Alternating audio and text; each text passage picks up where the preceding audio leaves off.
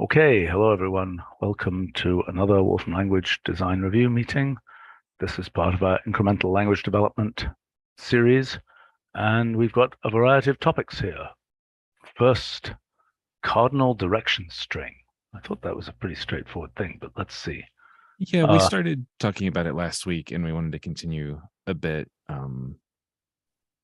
Yeah, the basic idea again being take an angle on a compass, give a direction string. Under that item there, I have a graphic that shows kind of the different granularities you can return. Hold on, why is this 51 as opposed to 51 degree? Is this something where we think it's like bearings? I mean, for example, in the geo stuff, bearings are given just in numbers, but they represent degree bearings. Is that correct? Yes, that's correct.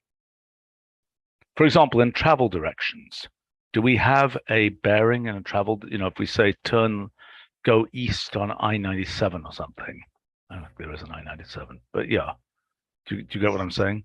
Do we say... Yes. Not there, but for example, in geo destination, you can specify the direction just using a number, and it will interpret it as degrees. What about a thing with units, a quantity object? Right. There, we should follow the units given. Okay, fine. But so cardinal direction string would take a quantity object as well as a naked number. Right. Yeah. And, okay. Granularity. Are you asking the question what? So there's a hidden image under that granularity question there that shows the different degrees to which you can break down. We have our primary cardinal directions, and then the people with smaller hats. Yeah. Less cardinal. Never mind. Yeah. And this somewhat relates to the next section, which Sander had linked in the last stream. He has a generalized DMS string function that there are different versions of, do I want N as a string versus north versus NNW versus north-northwest. We probably want a second argument, but what do we want? Well, I mean, look, if we're going to do this, we've also got the same issues as we have with integer string, which is that there's internationalization because we've got names here. Right. Like I'm quite certain that in it's Uist or whatever it is, or Ost or something in probably where Sander is.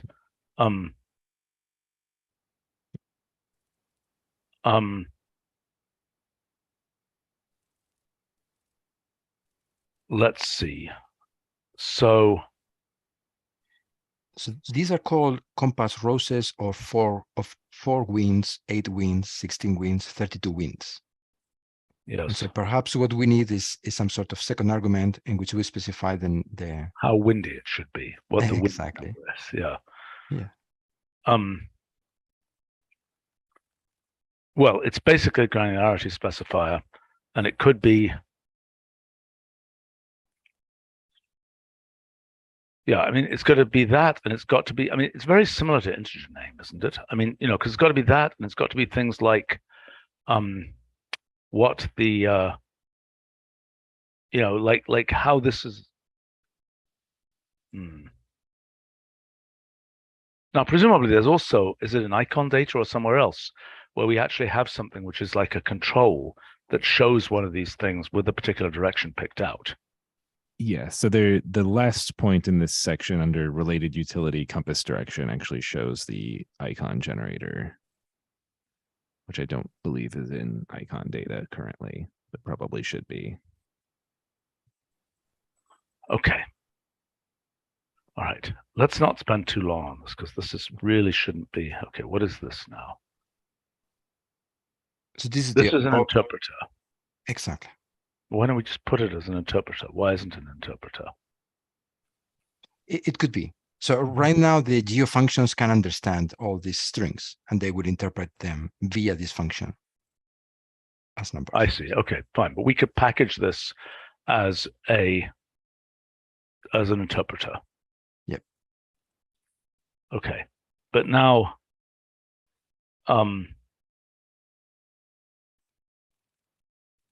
in, for some reason, cardinal direction string, it's just a very ponderous name. I mean, it just somehow, what is an alternative to cardinal direction? Is it like compass string or something, or bearing? I mean, I don't know what these things are called. Bearings. Go ahead. Yes, we could actually call it Geo Direction string. Oh, that's a good idea. That seems more sensible. Yes. So is that, wait a minute, what is Geo Direction? Geo Direction takes right now 2 locations, and it gives the bearing that you have to follow from the first one to reach the second one. So it's a different concept, but it gives it gives an angle also. Its output is an angle. Exactly. And it's the same angle that these strings would be converted to. So an angle from north clockwise in degrees. What's our precedent for something where it's X and then an X string? I mean, clearly we have integer and integer string, which do very different things. Integer being the object itself, the head of the object itself, and integer string being the stringified, date string, date object. Date object. Yeah.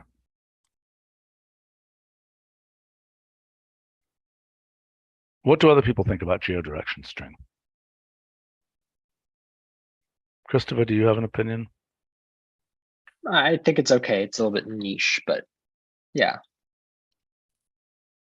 It is niche, but we don't really have a. I mean, this whole piece of functionality is a little bit niche, so such is life. Yeah, I agree. But I don't see how to package it with anything else. I mean, like the interpreter, we can package with other stuff, but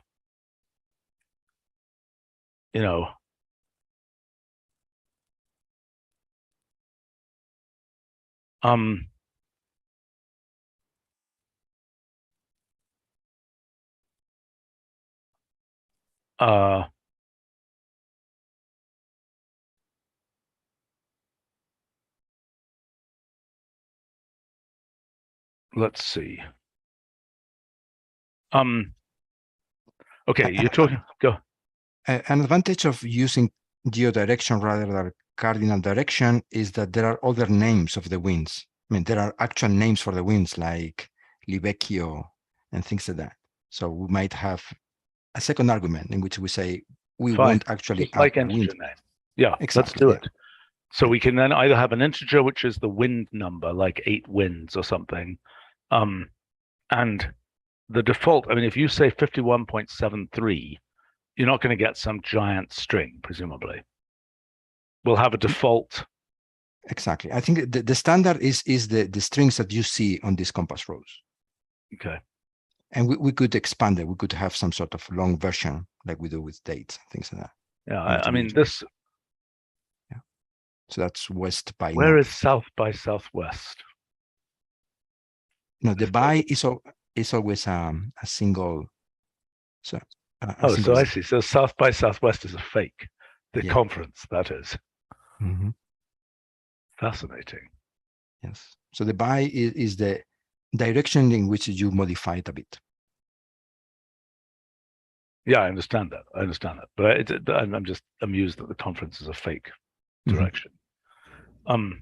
Yeah, this seems not controversial, but the second argument could either be granularity or it could be this format where you specify, the more obscure names or the localization or whatever. Well, but why don't we just combine them? I mean, I think we're doing that kind of thing with integer name. Mm-hmm. Okay. Yep. We could have that in a list. Okay, so the one remaining thing is Sander's DMS string.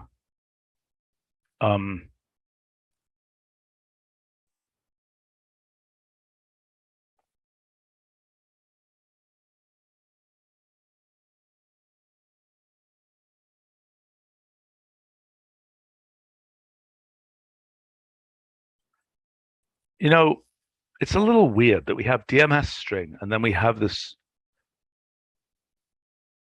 then we have this name thing.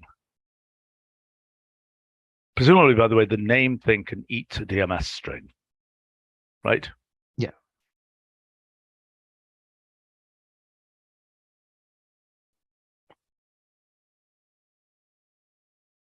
I mean, DMS is what we're calling this. Is there any other name?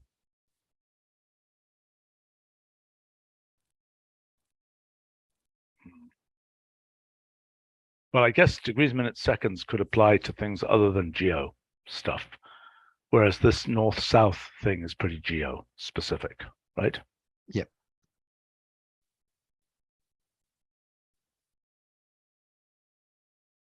Specifies one of the cardinal directions. I see, that's a subcase of DMS string. Yes, that's to specify how to handle the sign. Yeah, but it's committing to south and things like this. Yes, you have to specify whether you are interested in east, west, or north, south. I know that, but I mean, it could be the word south and all kinds of other weird stuff like this. Yes, I think that's what Sander is generalizing.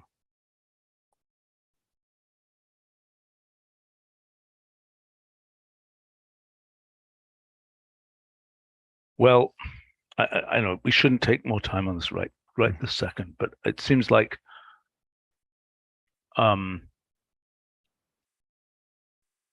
we can generalize this a bit. I haven't explored Sander's function, but fine. I will see. Let's look at that. Okay, any more to figure out about this? Oh, and we'll put it in icon data. The compass thing. I mean, this is something continuous. This is more like a little gauge. Not that it can be controlled, but well, icon data allows you to specify, like icon data. Doesn't the moon phase thing? How does icon data work with things that can be controlled? Oh, I see. I see. There it is. I see. Okay. I thought it was fixed icons. Yeah. Oh. Okay. Yeah. So then we can do like something like this. Yeah, I think wind direction is already somewhat similar to that. Yeah. Yep. Yes, it is. So we just have to have a compass, icon data of compass or something. And we could have, I mean, this is a Tim kind of thing. We should have some kind of indicator, icon data indicator that draws a direction on one of these compass roses. Yeah. Yep. Okay. All right. Should we move on? Yep. Boole, George. So this next section was a discussion that was started on T-ILD. Brad had some comments about it, but the basic idea was, should we have a standalone inverse Boole function, or should we have some self-inverting Boole function? The general consensus was we obviously can't change anything that Boole does because it's a function that's been around for ages. I don't think we want Boole of 1 returning true. Well, what does Boole of 1 do right now? Nothing. Nothing. Yeah. I don't think that is absolutely impossible, that Boole of 1 could return true. We never thought of that before. We did discuss inverse Boole. Well, that's the one that I implemented for some code that I was writing, and it's actually on the agenda there. I just called it TF01, except that I went ahead and did something crazier by switching the 0 and the 1. But if you want to change Boole from doing nothing to doing something, there's two alternatives, I guess, is either making Boole idempotent or making it self-inverse. And the problem with the self-inverse, I think, is this, that at least one person said was horrifying, is that you can have a mixed list of, Boolean true, false, and integer 0, 1. Oh God. And I see, and it goes, well. And it flips everything in the list. But Boole of 1 does nothing. Yeah. And I don't, Jan was also on this thread with some interesting examples, and the one that he gave it looks really bad if you make bool idempotent. He said so that if you have bool of like, you mean to type bool of x equals 1, but then you accidentally type bool of x equals 1. Well, if bool is idempotent, then it's going to really, throw a wrench in Look, it. okay. So listen, the hackery of bool, bool of 1 giving true is probably not in the cards anyway. So then the question is a from bool.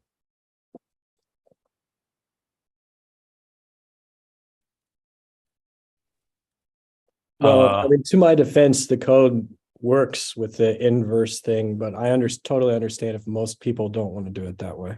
Okay, but hold on. We got two things here. There's a couple of different pieces of functionality that are relevant here. The idea of, I have increasingly started doing. Yeah, I mean, I don't know how common this is. Something like this. Right, there's a way. That's sort of a generalization. Now I'm totally confused. No, I think I think what you're doing is making sense of like, if it's just a conversion problem over a finite alphabet or something like that, then it should really just be a lookup.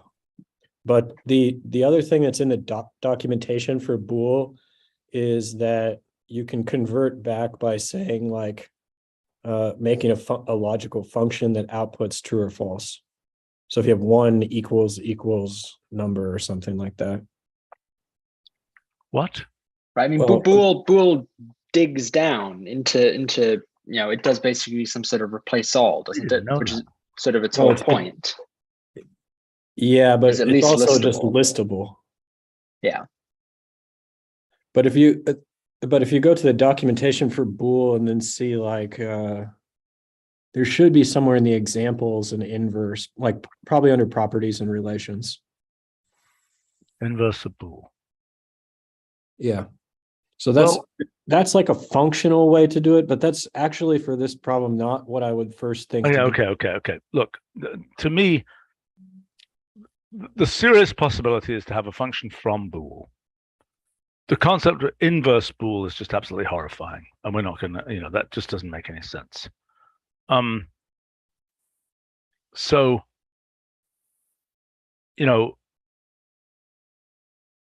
one funky thing about going from bool is that it kind of seems to me like, well,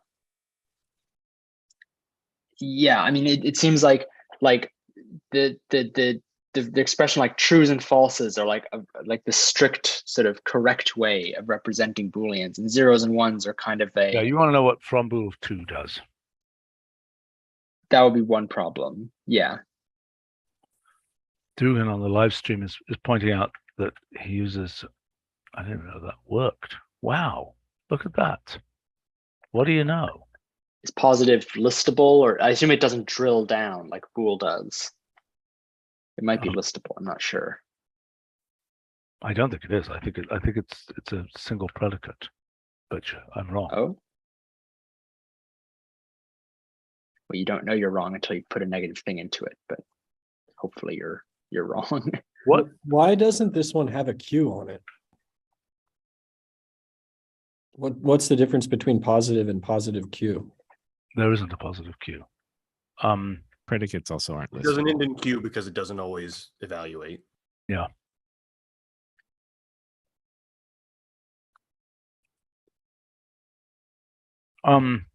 Okay, so maybe we should just add positive to the documentation page. No, it's a hack. No. It's a pretty good hack though. Right, but right. But once you can, I mean, this is one of the other issues is that bool only recognizes trues and falses and it ignores everything else in the expression. But this inverse, from bool or whatever, the question is, does it only see zeros and ones? Or like in the bool documentation, does it also see 2s and 3s? Because if it sees 2s and 3s, it's harder to know what exactly it sees. Yeah. Oh, one suggestion I thought of just based on the use case that I was doing. If you wanted to do from Boole for the integers, you could actually just make it do true or false what integer digits does over base 2. So then you get a Boolean. That's super confusing. It is confusing, but that's right. what we do in practice. Okay, look. First point is, okay, I got a couple of levels of question. Okay, from Boole just with zeros and ones seems highly safe. You know, if you really want to cut it down, I mean, again, I'm not a big fan of this hackery, but I mean, you know, SIGN is a common way to cut things down to the 0-1 case. But I think that, you know, the cutting it down to the 0-1 case is potentially dangerous because you might have a entity representing a turtle there. And do you want that to be a 0 or a 1? Well, even with sign, what is from Boole of -1? Well, I know. So, I mean, I think there's an argument that from Boole will be a very trivial function that just takes 0-1 and turns it into true false, just as a code convenience, so to speak. Comments from people. I mean, is there a better name than from Boole? I always have to think for a moment, which way round does Boole go? Same. Yeah, I was thinking of 1Q.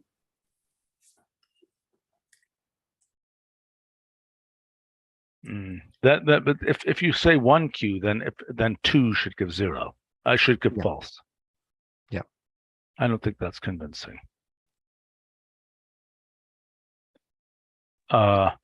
Another question I had was whether or not Boole does anything more than just convert from 0-1 to true false. Boole converts from true false to 0-1. Oh, right. But does it do anything more than that? No, I don't think so. So then basically what we're looking at is adding two similar functions which have basically two tiny little operations that they do. Yeah, that's right. But Boole is a super useful function. I'm really glad we have it. Otherwise, a lot of code would just be much, much, much messier. Right? Like that piece of code is very nice with Boole. Oh, right. But you can, the alternative is just saying like, if I know, I'm well aware. Okay. But that's the whole point. We have a function, so we don't have to do that. So similarly here,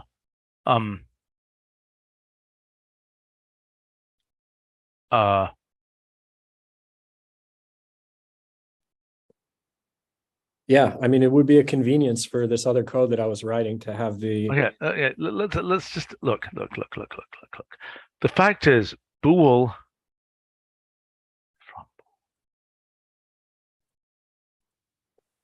The thing that's really screwy here is that often when you think of a Boolean, it is true or false. Whereas we have the function Boole that takes true, false, and does what old George Boole did of identifying true and false with 0 and 1. Do you see what I'm saying? Well, actually, just for context, I mean, does the function Boole have some, is this a known, function in math or other computer science, or is this just our name and it's named after George? It's named after George, and it was actually suggested by the longtime George at our company, Beck. Well, you missed the opportunity to try and name the function George. Yes, but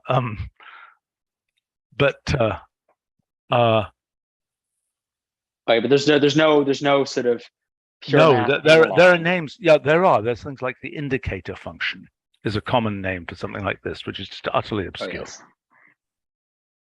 Oh, yes. I have no idea what the inverse indicator function is, if there is one.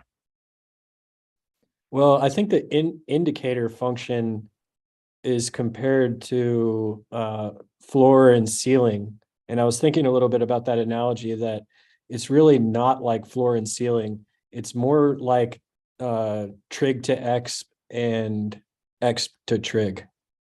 Yeah. Yeah, but I mean, look, the fact is, okay, Christopher was asking, is there a known name in math for this concept? And the answer is there are some names, but they're really bad. And Boole is a much less, I mean, the only thing that's bad about Boole is that you kind of think of it like it's giving a Boolean, which when we named this, I don't think it was as common to have a Boolean type, so to speak. I mean, for me, the main advantage of Boole is how short it is. It's easy to type. Yeah, right. Yeah. Well, okay, so look, from Boole. I feel like inverse Boole is a better name than from Boole, because the other from functions, the second word is what it takes, but this doesn't take a Boole, it takes a 0 or 1. No, it does take a Boole. That's the whole point. That's what our Boole. Okay, history. So you're saying Boole refers to in this context. For 2,000 years, people have been talking about true and false. George Boole in the 1830s, 1840s, 40s maybe. I've forgotten. Had this brilliant idea of we can make an algebra out of logic by treating true false like 0 1, like 1 0. See what I'm saying? Yeah, but much of the world will call Boole, refer to the true false as the Booles. I know that. It might be a historical error, but it's one. It is a historical error, but it's a universal one. So fair enough. So that's a reason for not using from Boole. Right. Well, one problem with inverse Boole though is that, well, first it sounds the other functions that we have with inverse in the names, I think are more like they're more heavyweight and they're more mathematical. We've discussed inverse Boole before, and I think it's crazy. Right. I mean, doesn't everybody call them Boolean? I don't think anybody calls them Boole, right? So from Boole, I don't think we could say that Booles are 1s and 0s. Booleans yes, we could, but it will false. still be confusing, and it takes a moment. Every time one uses Boole, one has to think about, which way around Boole it goes. is actually like from Boolean, which is weird. Yes. Well, if you make Boole from Boolean for the modern, sort of incorrect historical usage of the term Boolean, yes, Boole is from Boolean. Boole does what George Boole did. And, Aristotle is the one who should be credited with it should be Aristotle rather than, the thing that we are now describing could be called Aristotle. If we call the other one Boole, this one could be called Aristotle, but I'm not seriously suggesting that. So should it be to Boolean? No, that's utterly confusing. Look, what it is to true false. That's what it really is.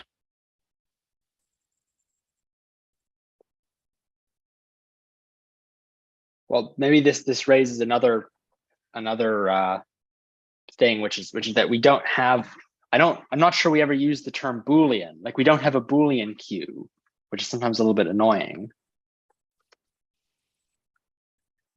Yes, we do. Right. Otherwise, you'd say to Boolean. Oh, never mind. Okay, I thought we didn't. I've just unnecessarily been writing true or false. Oh, this is we don't have a pattern. We don't have a pattern for it, like, right, sure, integer. Sure. Yeah, because they have head symbol. And what happens if we have an expression that simplifies to 1, but it's not explicitly 1? I'm thinking of possible 0q and whether we will have the same type of problem. Well, it does help that Boolean algebra is decidable. I mean, if it's purely logic expressions, we can resolve them. The input to this function could be any algebraic expression. It could be like polynomials. What, to Boolean Q? No, to from Boole, inverse Boole, whatever. I think it should just look for the expression 1, Yeah, I think so the too. integer 1. And anything else, then it's going to be kind of in trouble. especially if it's sort of thought of as a inverse to Boole. What about true, false? It's awfully long for something which is basically just if one, then true, blah, blah, blah equals one, basically. It's more characters than blah, blah, blah equals one. Yeah. It's also, I think the name kind of implies that it does cleverer things too. Like there are different formats it might take.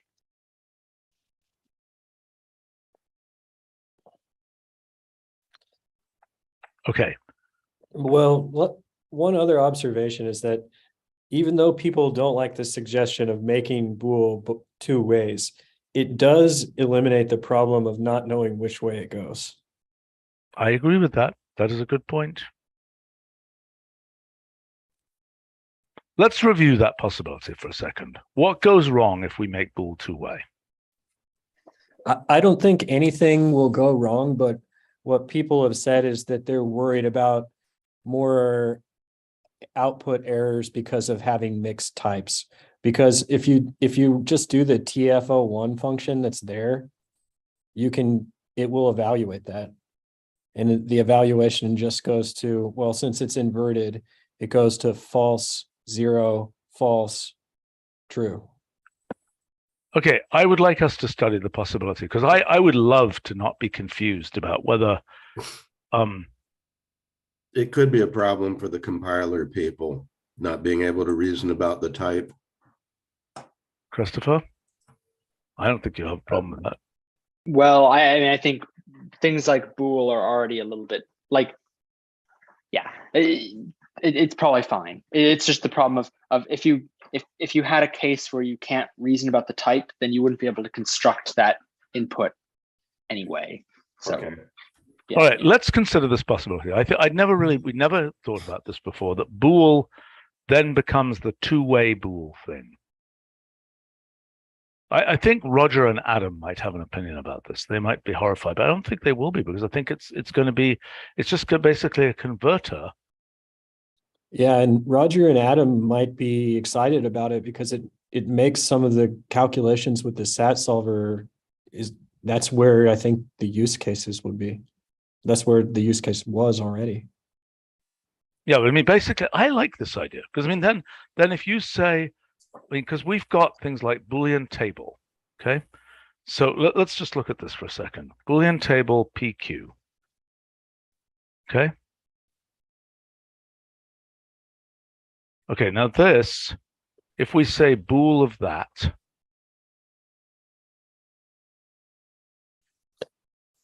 I didn't know bool was listable. I should have known that.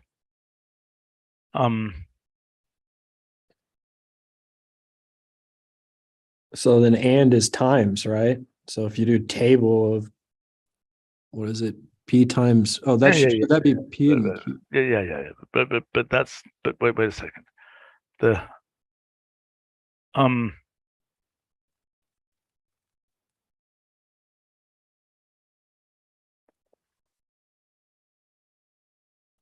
Well, I like the idea of bool being this two-way converter. I think that would solve forever this problem of not knowing which way round it goes. And I think it's useful. And I don't really think it's harmful. So let us explore that. Let's look at it with respect to these other Boolean functions. You know, I really do think this could be quite useful because if you look at the other Boolean functions,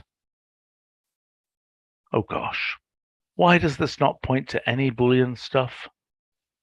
It really should. Because this doesn't operate on Boolean, or I know. It does the other thing. It does the opposite.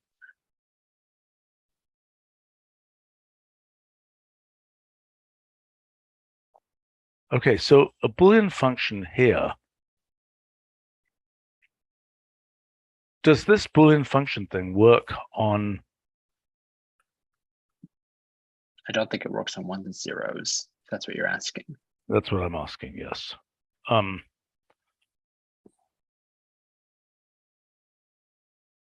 Could I also ask that somebody fix this documentation says the nth Boolean function in k variables? Because I am so used to seeing cellular automata, Turing machines, and other things with the number of variables being with the. Oh, that's not even right. Never mind. Forget that.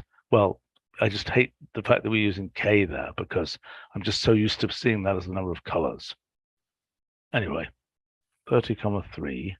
Okay, so now this right now takes true, false. Right. And if I were to say Boolean table, this bool thing is not going to help me. This new bool. The question is, the new bool would, I mean, that would convert from a binary function into a Boolean function, I think. Yeah, I know. Well, actually, if you the question is this. The question is whether we can take expression. The question is there any way that we could have the Boolean function eat ones and zeros? Because I mean, just check it doesn't right now. First of all, I don't think it does, but you might as well check. Turns out it does. That actually is another sort of. Yeah, go ahead. Could you try giving it either like an 8 or like an X just to check that it's not doing something like true Q on its inputs? Yeah. Okay. Wow. Yeah, I think we fixed this at some point because we got so fed up with it not being just boneheaded about it. Oh, yeah, it's written. You can see it's written there on details. It's the 4th bullet point. Well, you know, I was going to say it would be a little horrifying, but it's also maybe relevant for if we wanted to have Boolean functions that work for, 3-valued logic or like n-valued logic. Yeah, I'm also a little bit unhappy that this doesn't return 0, that it doesn't take ones and zeros and return zeros rather than returning true and false. Yeah, that makes more sense. Well, I don't know. I think it should be strict in what it returns.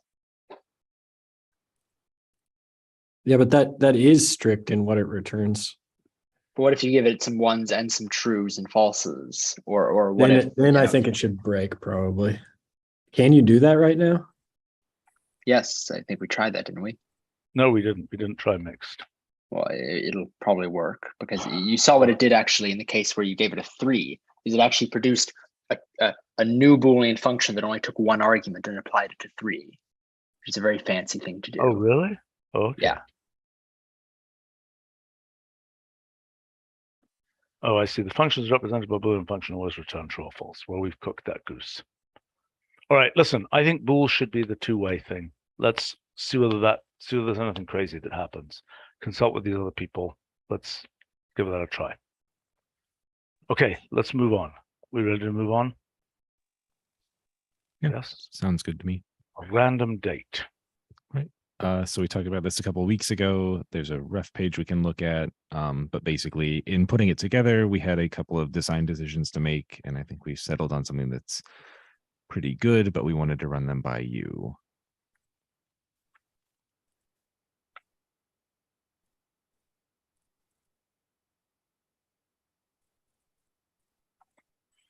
In this family of random blah, what are we missing? We've got random point, we've got random, what are we missing?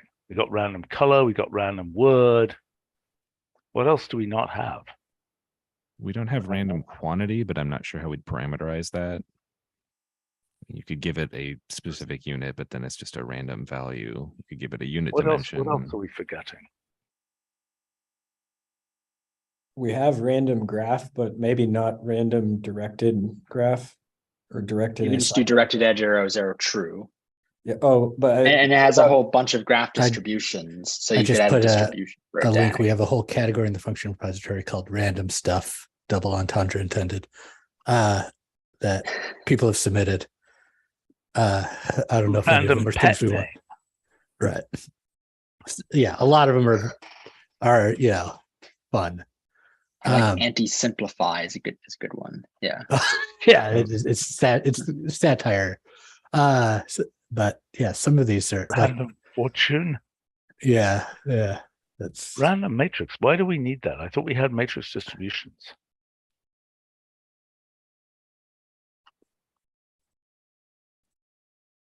Boy, there's some fun stuff here. Random text. What is that?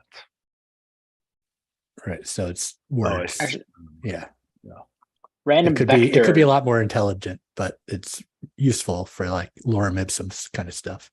Is random vector basically, it generates a vector where maybe you say something like, oh, I want a random unit vector or something like that. Type range. Seems potentially useful, although the only example I can think of is making a unit vector, which is easy to do with just normalize. Yeah, I know there's something that, Well, why is random this unit or a vectors, random but point. the It's random distribution. point on a sphere. Or on a ball, yeah. And you want them distributed uniformly in a sphere, not an X and Y sort of thing, Yeah, true. I think you want, sphere is the boundary, right? Yep. We should give this in the documentation. It's not there. And we should make sure we have we should use the term random unit vector, because that's nice. That's a nice thing. It's a random point circle.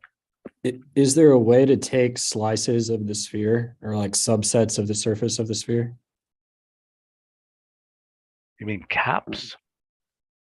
Possibly Region caps or orange slices or maybe bands. Well, I mean, these are all regions, so you Yeah, can if you use make random mesh point on shaping, them. it does it. It should work too. okay, anyway, so all right, let's just see if there's any other random things. Random photo? I think that's pulling in from an API. This was these are good. These are the kinds of functions we should have.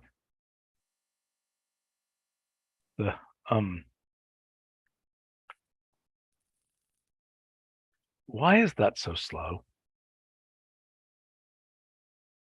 Why is that so slow, what it was doing there? I mean, this is obviously a tiny function. This is funny. I didn't see the timing on it.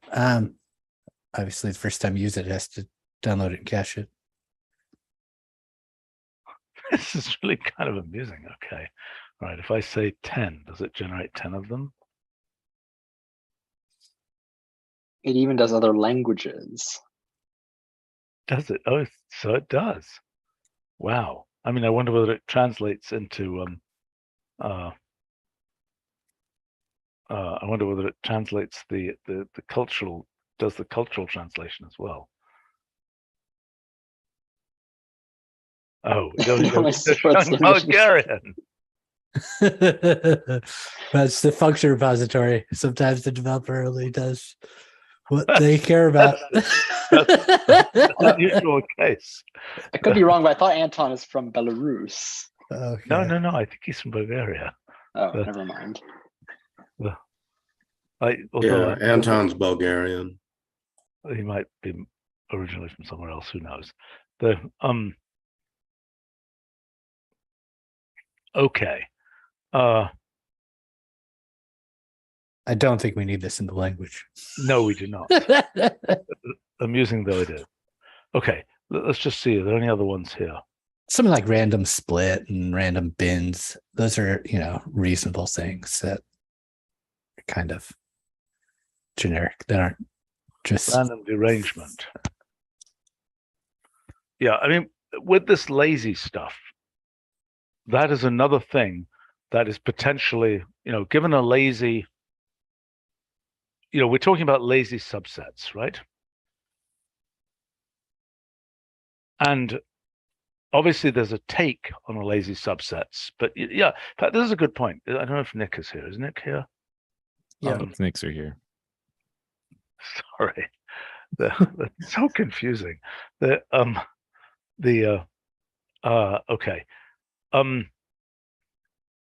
That's an interesting idea that hadn't occurred to me before, that given a lazy data structure, its random part makes sense.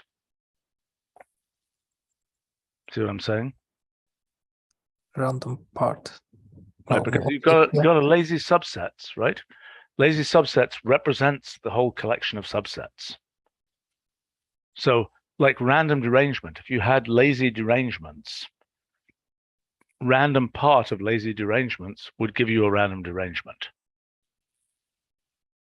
Yeah, but usually the whole list have some predetermined order. So already. what? Because you don't know how many elements it has necessarily. Yeah. I mean, you could use length, but what I'm saying is, just like random variate, it's been very useful to be able to say random variate of a distribution without having to worry about, oh, what are the endpoints and what are this, that, and the other. So what I'm suggesting is, just like we have other things like, find the minimum element in this lazy thing, find a random instance of the lazy thing seems useful, just like we might want a random path through a multi-way graph, for example. Anyway, Isn't I'm random thinking, element just the same as random choice? There's a random part choice, which I think sounds similar to what you described. why is it even random part choice? Why is it not what you just said, random choice? Why isn't that the right thing? That the actual thing would be a lazy list of choices. Yeah. Why isn't it just this? Yeah. I think that's the right thing. Yeah. It kind of would be hard without actually without knowing the list beforehand. But if you know it, you're basically doing the strict version of it anyways. Well, I don't think you're necessarily right that it's hard. I think it depends what that thing is. If you can analyze I mean, it's an interesting problem to analyze the generator and see if you can produce this. Right. I mean, look, if that lazy list was infinite range, right? Or range of infinity, I don't know how we're doing that, but if it's range of infinity, right? And you say random choice of that, that's hopeless. That's undefined. Yeah. Question, math question. In the world of, my God, oh, this is really confused. Oh, this was sent to me by email. Sorry. In the world of transfinite numbers and things, is there any notation for this random choice of range of infinity?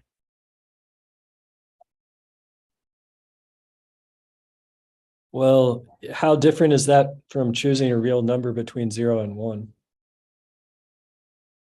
Hold on 1 second here. Sorry, I'm just saving this somewhere appropriate. I'm going to save this in the. So for the random number between 0 and 1, you at least can specify it to some n number of digits. Right, yeah.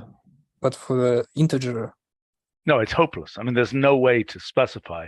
I'm just asking, I would have thought that was a concept that would have arisen in the theory of transfinite numbers. Well, maybe you could make like a dynamic output thing that when you try to choose a. No, I'm not talking about our design. I'm talking about in the world of omegas and and Aleph zeros and things like that. Is this a concept? I bet it's a concept. This is already problematic. Even what's a random integer between 0 and infinity? I know. That it is not a commonly. I'm saying just like old Mr. Cantor didn't have a way to define. It's the notion of a transfinite number. I bet this is something that's known to model theorists or something like that. This concept of naming a random variate that is anywhere. That is a random variate between 0 and who knows what, omega or something. I'm just asking. It was just a math general knowledge question. Okay. Well, from the perspective of listing digits, then I guess that calculation would never halt. Sure, that's correct. Right. I mean, but you can already. I mean, look, the only thing you can really do in a case like that is use some distribution where it's it could return anything, but odds are it's going to return something that fits in your computer's memory. And you can already do that. I mean, that's just like a normal distribution. No, I know. I mean, the practicality of this is clearly not there. But I mean, in random choice of a finite but large, like lazy subsets of lazy permutations of range of 50 or something, that clearly that's a meaningful thing, which is in that case just like random permutation.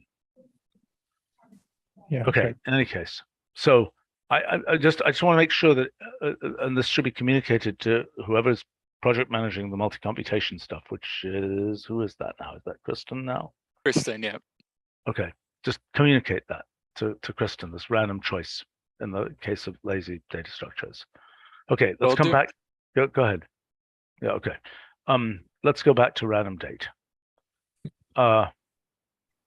Yeah, so the basic design we settled on, at least for the simple date case, is if you say random date and you give it a granular date, you will get a instant within the period defined by that date. So if I give it this year, I'll get a random date for this year.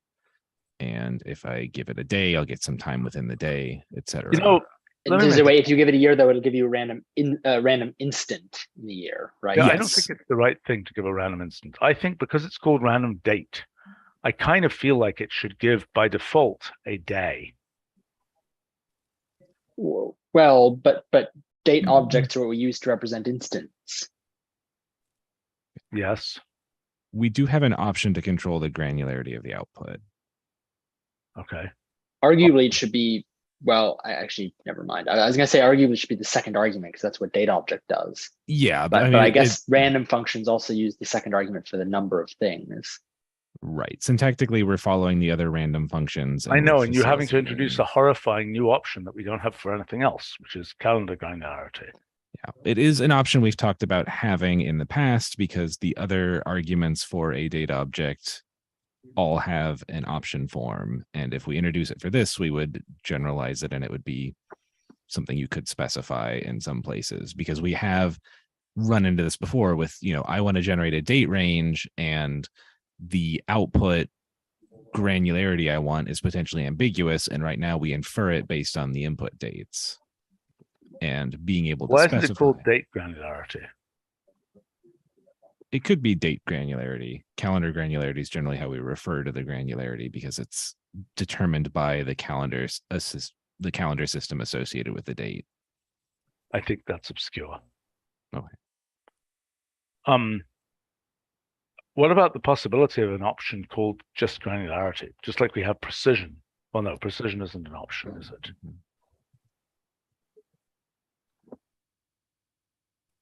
I think date granularity is probably not so horrifying. The only question is whether random date should be, because otherwise what you would have to do is you'd say, now and 3 years from now. Okay, so it's now, the default is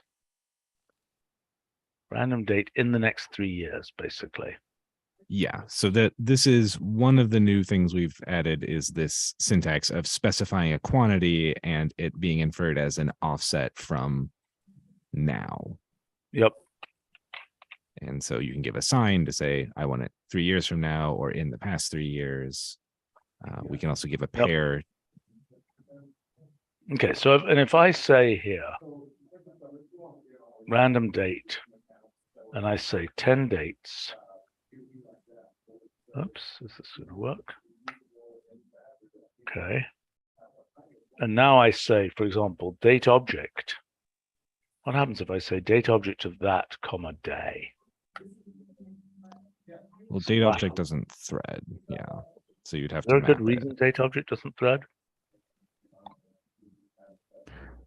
It's got to take a list of integers to mean a year, month. Well, day. Yes, it does. But I mean, it knows if it's being fed dates. Otherwise, how would you do this? It doesn't if it's being fed dates that are represented with lists. I guess then it would be a list of depth 2 though. I think the thing is that the date object. Yeah, go ahead. So date object takes also absolute times. So if we make it thread, it would have to thread only on date objects. Which I think there's a certain argument for it doing. Yeah, and we'd also talked previously about having a conform dates function to do things like I have this collection of dates. I want to conform them to a day granularity or this specific time zone or this specific calendar. I like that idea. Mm-hmm. I think that's useful. Well, I mean, ultimately, isn't this kind of, if we had some kind of date array, which I know has been discussed and is, maybe not, Right. I mean, whenever we have a mechanism for representing arrays of dates efficiently, presumably there'll be a natural way to do this. Do which? I mean, but the conforming business, if you say date array and you feed it a list of a kind of explicit list of dates, it can certainly conform them at the time when it makes them into a date array. Right. And in fact, it probably has to. Yeah. Yeah.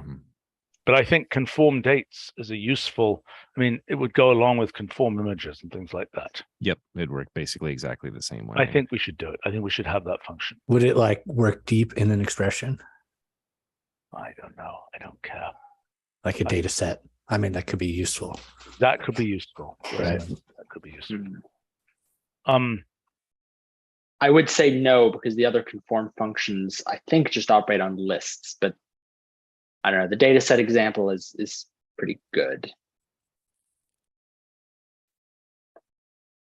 Okay.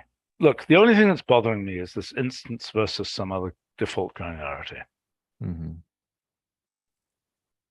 Generally, if something generates things at a day granularity, the function name is day. So we have day plus, etc. Fine. Then maybe it's. So if I say. We could have random day also, but it's obscure. It's, yeah. Is it the 31st? So it is. Okay, so this will generate, this is pretty reasonable. Yeah, the one other point I have down there just to look at is the support with date intervals. We did end up basically creating a method to do discontinuous sampling. So this actually uses the regions code because the other random functions don't take intervals, but you can see that it samples uniformly across the entire interval, accounting for the discontinuities. Magnificent. Should the other things take intervals?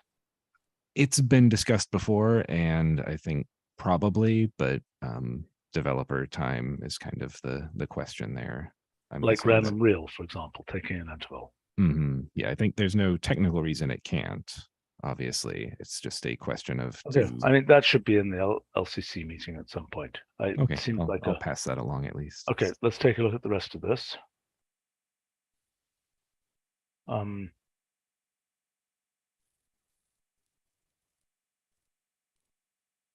Looks reasonable to me. Any objections to any of this? Anybody? Other than date granularity, which I think needs to be changed, and then added to the other date functions. Yep. Okay, we can do that, and I will work on conform dates in parallel. Sounds good. Okay, onward.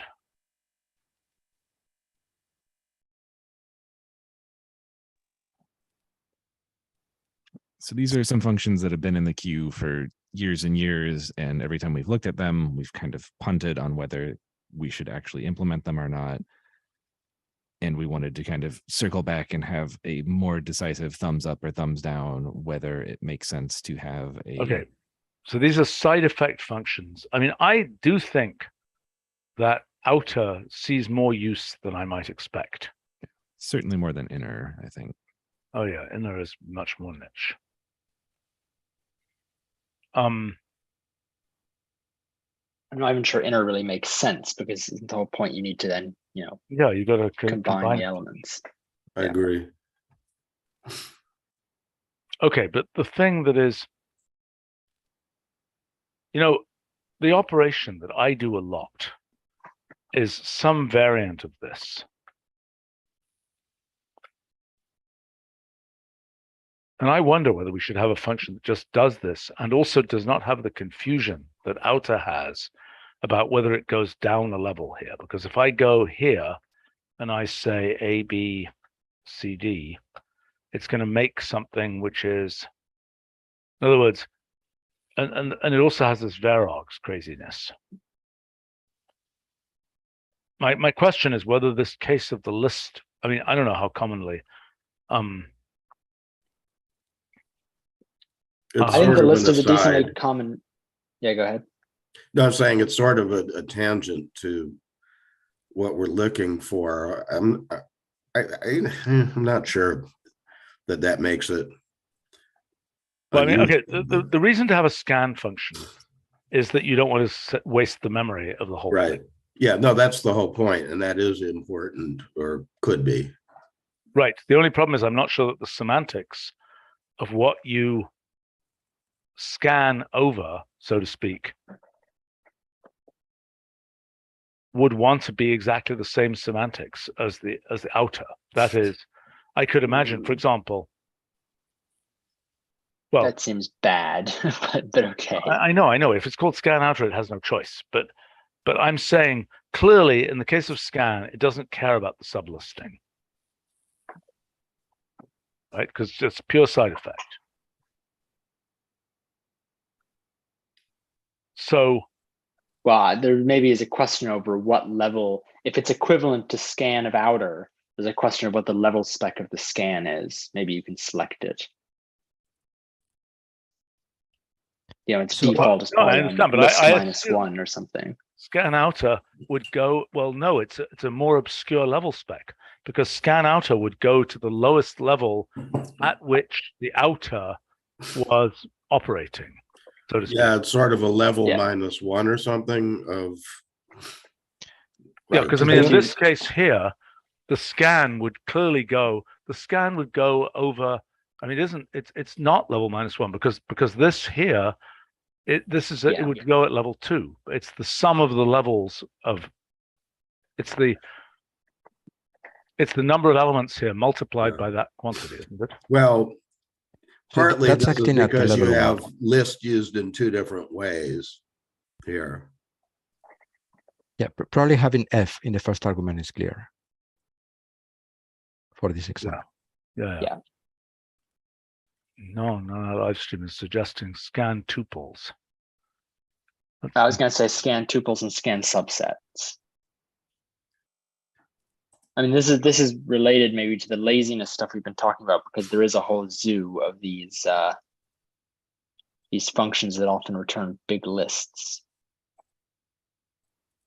No, but these are constructors, so the important thing is to map a function over them. Well, I know, but the point is how to make. Look, you're sort of mapping it over a somehow flattened version. Well, yes, but okay, here's a claim. This should be done with laziness. In other words, outer, the only reason we're worrying about this, the only reason we're even discussing this, is because when you run outer, you get, in other words, scan over a lazy object. Nick, do you already have scan over a lazy object? Over list, yeah. It's Right, like so lazy lists, yeah. Right. So what is basically being said here is this is a desire for another couple of lazy things: lazy tuples, lazy outer. Because if you had lazy outer, again, there's no discussion. It's just a scan over the lazy outer. Now, I admit there's a little bit of a discussion because of the level specs. But I think that for our first cut at this, that's the right approach. Scan over the lazy constructor. Yes. Right. I mean, scan with a lowercase s, since it's not. Why isn't it just scan? Because you'd have to create the whole thing. You can't do that lazily at this point. No, I know at this point you can't. But yeah, that might be a larger discussion. Okay, but so I think the answer is that these scan functions should be, folded into the laziness business. Do people agree? Now, the only issue there, which is also raised, is the possibility of an outer list construct. There is a generalization of tuples. Go ahead. Well, I was just going to say for the outer lists, I mean, first of all, I don't have much of a problem with the syntax of outer. I think it's decently clear, although it is a bit weird and varargsy. But also, just the term outer is very intuitive. Like it is an appropriately named function, and so I think it's not like sometimes we have functions that are like this where like some of those examples with through or something where there's a common usage, but it's not at all obvious that through is the function that does that. But outer is really quite clear that that's the function you'd want that does this. Yes, the thing that I end up with is crazy catenations and so on. In other words, let's take this example here of that example there, that I end up wanting really just all those combinations, whatever it is, I want tuples. What do you mean I can do tuples? No, I can't. Not with multiple things here, can I? I think you can, yeah. Give tuples a list of lists. Well, let's see what happens.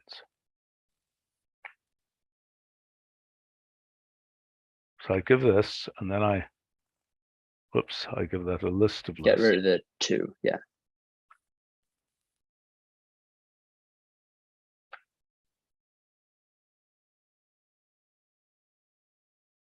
Is that what you're talking about? I was thinking of going down another level. Oh, then you do need outer. Yeah. But if I went down another level, I guess I can just, the whole point is I want to go down another level, but then I want to flatten it so that all I'm getting is pairs. Well, actually, hold on, sorry. If you just want AX, BX, AY, BY, etc., you can just do tuples, map flatten over that first list that you give the tuples. Like just say flatten /@ right there. And I think that's equivalent to what you're talking about. Yes. And I think in general, that's equivalent to what you're talking about. But I think that's a pretty weird case where you're basically telling it, ignore the list structure of the inputs. Yeah. Okay. All right. Well, look, I think the basic point is we should leave these scan. I still think there might be a thing around out of list, where there is a different packaging of that. But I'm not immediately coming up with what it should be. Outer list, blah, blah, blah, comma 1 is something I commonly find myself doing. Right. I just think that usually when adding functions like that is useful when this common functionality is hidden away in some obscure function with a bad name, but it's not right now. Yeah, no, I understand. Although some people would call this tuples, which is in fact, that's exactly what tuples does. Yeah. So we already have this. Okay, never mind. But I hope outer refers to tuples properly. Does it? Somebody just check that. It's the first C also. Fine. All right, we solved the problem. Okay, let's move on. So scan is put on hold pending lazy. Scan star is pending lazy. All right.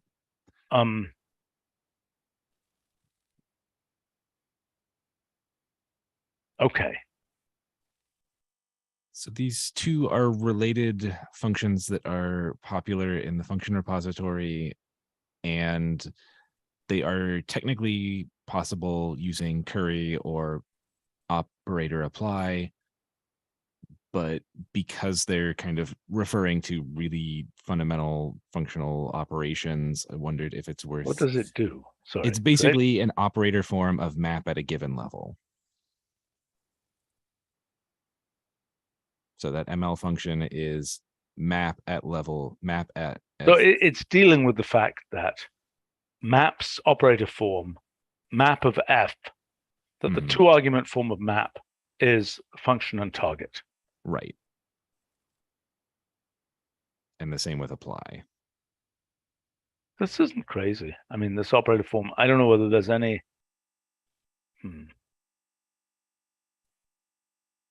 It probably takes a third argument, and the third argument is the target. So it's just literally the same thing as map, but it's the last 2 arguments are permuted.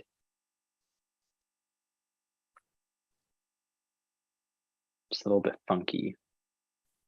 It's a little funky, but I think it's not completely useless. I mean, well, the really obscure thing would be to make it default to do this. to have the 3-argument form be the same order as map. That would be a little insane. Are you sure? Haven't we done that in some other cases? Well, it just doesn't add any value. You might as well. No one should ever write the 3-argument form of this if it's the same as map. I mean, you might as well, if they wrote that expression, they should have just written map. Yeah. Well, so then maybe it just is a 2-argument function. Well, but I guess. I mean, they might as well, for some stylistic reason, they want to swap the 2 arguments, which I think they probably should never do. But if that were the case, I mean, that would be the only argument for using the 3-argument form, is what I'm saying. Right.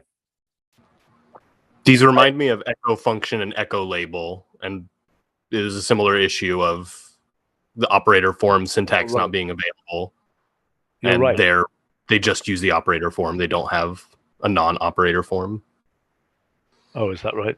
I like echo function. I use it all the time.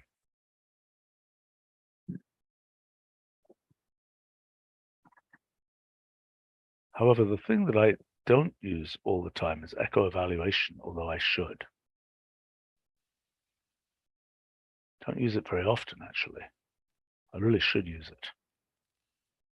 What does quiet echo do? Stops echoes. Oh. I was for some reason I was thinking waves and things. I don't know why.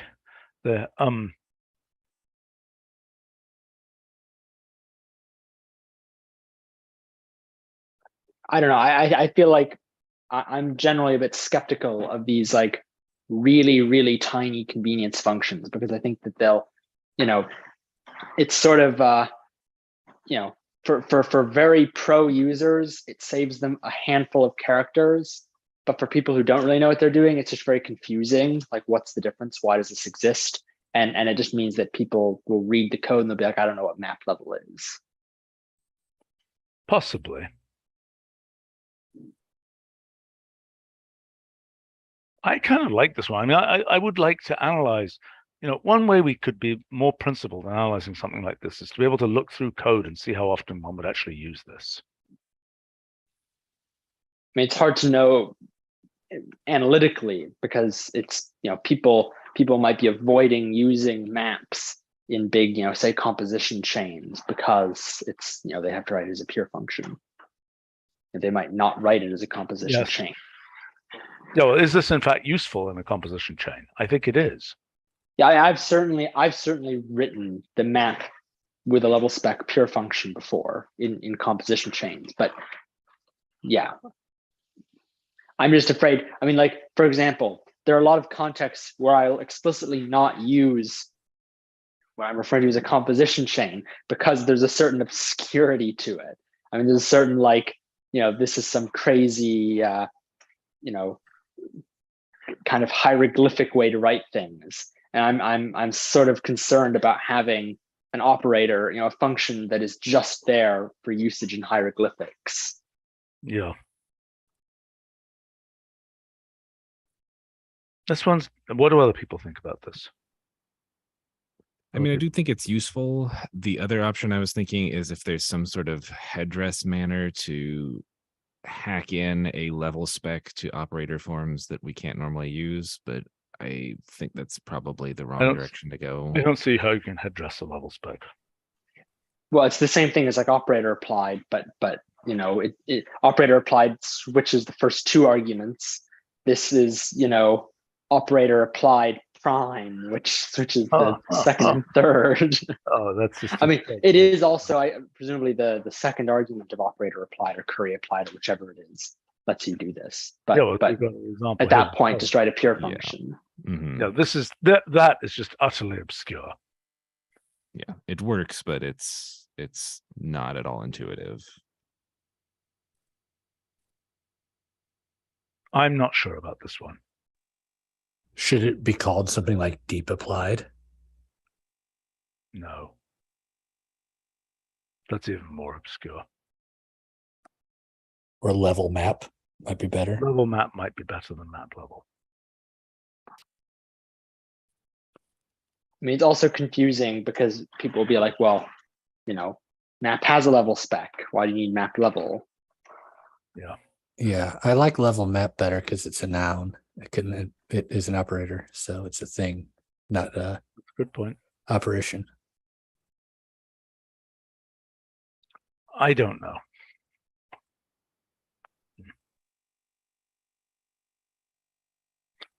Let's just see if there's some. Let's take the action item from this to be. Let's just see if anybody has code where they. If you notice, I'll try to remember. I bet I won't. As I write code, am I going to end up wanting this? Yeah, I can try and do a scan both of our internal source and something like the demonstrations project and see where similar constructs are being used. This would be a good example for some of Brenton's AST stuff to be able to find these. Okay. Be a good case to see. Can you find maps of blah blah blah brace 2 and things? Mm-hmm. I made a resource function that is very relevant to that AST pattern. You just give it an expression and it converts it to the relevant pattern for Brenton's AST stuff. Oh, that's cool. Hey, the other point about this is the other thing we could do here is change the bracing business for the 2. I mean, another thing that this could do as a convenience would be to say this thing operates specifically at a particular level. So well, but you don't always want that. I mean, just as with map, you don't always want that. I know, but it could have a different default. But there's no way, if the default is map exactly at level 2, there's no way of specifying map at level up to 2, is there? You could say 1,2. Or like up to 2. The functions that we have right now that I don't know. I think the functions that we have right now that operate at exactly a level spec, they pretty much always do that because it's meaningless for it to operate on up to on like a range of levels. And I also think it would just add monumental confusion of what this function is. Yeah, okay, I admit that that's right.